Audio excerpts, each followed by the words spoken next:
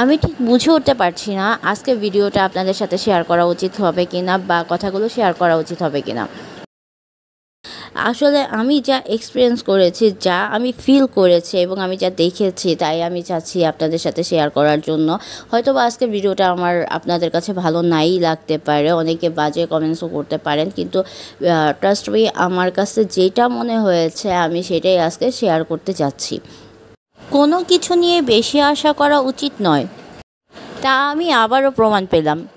সিঁড়ি যে পার্কটি রয়েছে, সেন্টার পার্কটি, সেটা অনেক দিন ধরে আমার চোখে লেগে আছে।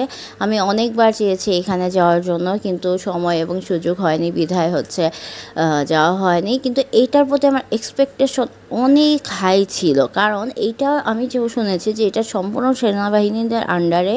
তো ওনারা যেহেতু এটা পরিচালনা করছে, অবশ্যই অনেক সুন্দর হবে। কারণ আমরা যখন বান্দরবন বা অন্য জায়গাগুলোতে যাই, যে জায়গাগুলো হচ্ছে আপনার সেনাবাহিনীদের আন্ডারে থাকে, সেই রাস্তাগুলো দেখলে, সেই পরিবেশটা দেখলে মন এমনিতেই মুগ্ধ হয়ে যায়। আর এই সেন্টার পার্কে গিয়ে আমি তো পুরাই হতাশ হয়ে গেছি, শুধুমাত্র এই জায়গাটা ছাড়া, যে জায়গাটাতে দেখতে পারতেছেন যে আমি ঘুরতেছিলাম, এই জায়গা ছাড়া আমার এই পার্কে তেমন আহামরি কোনো কিছু ভালো লাগেনি। আর ভিডিও বলেন বা ছবি বলেন, এগুলো তো দেখতে তো এই পার্কটা অনেক সুন্দর লাগতেছিল।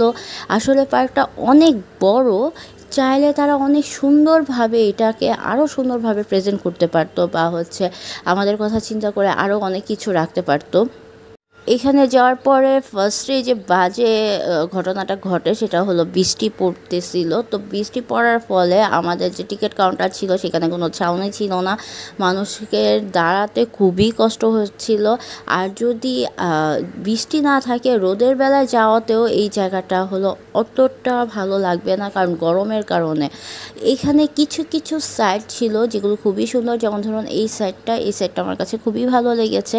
কিন্তু তাদের এই ওয়েদারের কথা চিন্তা করে কিছু ছাউনির ব্যবস্থা করা উচিত ছিল, যেন মানুষ ঘুরে ক্লান্ত হয়ে গেলে ওই ছাউনির নিচে বসতে পারে, বা বৃষ্টির সময় যেন তারা সেই ছাউনিগুলোর নিচে দাঁড়াতে পারে। কিন্তু এইরকম কোনো ব্যবস্থাই তারা করেনি। তার মধ্যে যে রাস্তা দিয়ে হাঁটার সময় ছোট ছোট জায়গায় তারা টিলার ব্যবস্থা করেছিল, মানে উঁচু উঁচু জায়গার ব্যবস্থা করেছিল, সেটাও আমার পছন্দ হয়নি, কারণ ওগুলো এত পিচ্ছিল ছিল। আর লেকের পাশে বসার যে জায়গাগুলো করেছিল, সেগুলো অনেক কম সিট ছিল। আর এখানে খাবারের প্রাইসের কথা কি বলবো, দেখুন এই যে চাগুলো প্রাইসে 199 করে ছিল, তার চায়ের প্রাইসে এরকম ছিল। এই জায়গাটা সুন্দর ছিল, কিন্তু এটা খাবারের সাইডটা ছিল, রেস্টুরেন্টটা ছিল, কিন্তু দুঃখের বিষয় হচ্ছে খাবারের প্রাইস অনেক বেশি ছিল। একটা সেট মেনু আর একটা বার্গারের দাম, সাথে 2টা কোল্ড ড্রিঙ্কস আর পানি ছিল, নর্মাল যে পানি, সেটা নিয়ে 1500 টাকা প্রাইস পড়েছে। একটা পানির দামই নিয়েছে তারা 40 টাকা। আর এই যে ঘরের মতো যে জায়গাটা দেখতেছেন, এত বড় একটা পার্ক, অথচ তারা জাস্ট একটা জায়গায় এইটা করেছে, মানে এই জিনিসটা বানিয়েছে। তারা চাইলে আরও অনেকগুলো বানাতে পারতো। আর যে পরিমাণ মানুষ কালকে ছিল বা ঈদের বন্ধতে গিয়েছে, সেইখানে তো এটা খুবই কম হয়ে গিয়েছিল। এই একটা ঘর ছিল যেটা গ্রিন আর কাঠ দিয়ে করা, ডেকোরেশন করা, খুবই সুন্দর লেগেছে। হ্যাঁ, এই জিনিসটা আমার ভালো লেগেছে। আবার এখানে যে একটা শপ ছিল যেখানে বিভিন্ন ধরনের ড্রেস, জুয়েলারি এগুলো পাওয়া যাচ্ছিল। বাচ্চাদের জন্য খুব ভালো একটা জায়গা আমি সাজেস্ট করতে পারি, কারণ বাচ্চারা এরকম খোলামেলা জায়গা খুব পছন্দ করে। এখানে বাচ্চাদের জন্য রাইড ছিল, কিন্তু তারপরও আমি সেনাবাহিনী যা করেছে ভেবে অনেক এক্সপেকটেশন নিয়ে গিয়েছিলাম।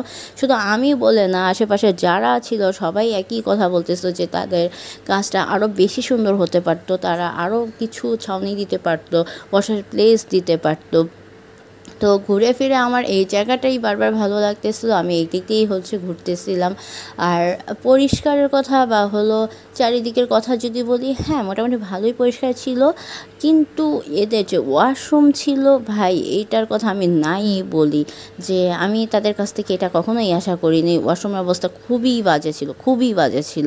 এখন হয়তো বা মানুষ বেশি থাকার কারণে এরকমটা হতে পারে, কিন্তু তারপরে এই জিনিসটা তাদের খেয়াল রাখা উচিত ছিল। আবার এই যে খাবারের প্রাইস অনুযায়ী খাবারের মান একদমই ভালো ছিল না। এত গরম লাগতেছিল, এসিও মনে হয় কাজ করতেছিল না, এরকম একটা অবস্থা ছিল।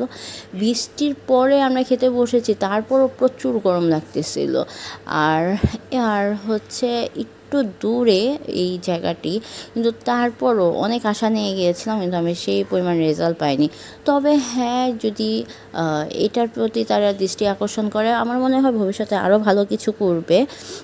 কথাগুলো যদি খারাপ লেগে থাকে তারপর হলে আমি আবারও সরি বলে নিচ্ছি, কিন্তু আমার মনে হয়েছে তাদের আরও উন্নতি করা উচিত। আর এখানে স্পিড বোট ছিল, সেখানে আমার ওঠা হয়নি। স্পিড বোটের প্রাইস কত ছিল সেটা আমি বলতে পারি না। আর প্রবেশের সময় 200 টাকা দিয়ে আমরা প্রবেশ করেছিলাম। কিছু কিছু সাইট ভালো লেগেছে, কিন্তু কিছু কিছু কাজের জন্য আমি আসলে পুরোপুরি হতাশ হয়েছি। শুধু আমি না, আবারও বলছি, অনেকেই হতাশ হয়েছে। তো আজকের ভিডিওটা এই পর্যন্তই। আর হ্যাঁ, যাতায়াতের ক্ষেত্রে আপনারা ইজি ট্রান্সপোর্ট পাবেন, এটা নিয়ে কোনো টেনশন নেই। অনেকে ভয় পায় যে এত ভিতরের দিকে যাব, মনে হয় ট্রান্সপোর্ট ব্যবস্থা ভালো না। না, ব্যাপারটা এরকম না, ট্রান্সপোর্ট ব্যবস্থা ভালো রয়েছে। ওইখানে সিএনজি রয়েছে, আপনারা চাইলে যে কোনো স্থান থেকে ইজিলি যেতে পারবেন। ভিডিওটা আজকে এখানে শেষ করছি। আল্লাহ হাফেজ।